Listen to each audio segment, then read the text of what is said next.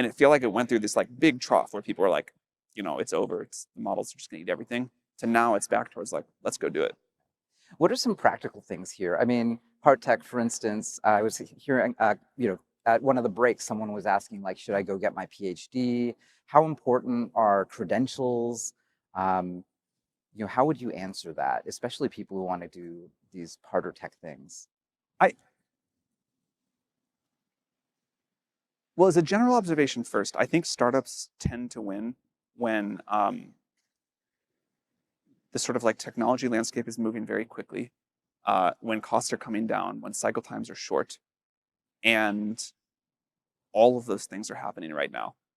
So if you look at when there have been like the great clusters of startups in the past, you know, there was the internet boom in whatever that was, like 99, 98, 99, when new things became possible. There was another version of a mini version of people building on top of basically like Facebook apps. There was then another big version when the iPhone App Store launched. Um, but the great startups tend to cluster when the ecosystem shifts and incumbents lose a lot of their advantage. And then also when you have these like cost and cycle time change. Uh, I This moment feels very big for those things.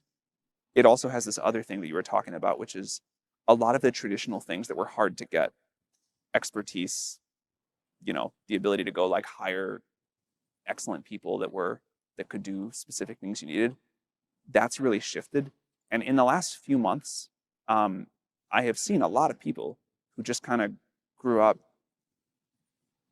using AI the last few years, who are like, I can kind of automate an entire startup of agents and four of us, four people, and all this compute.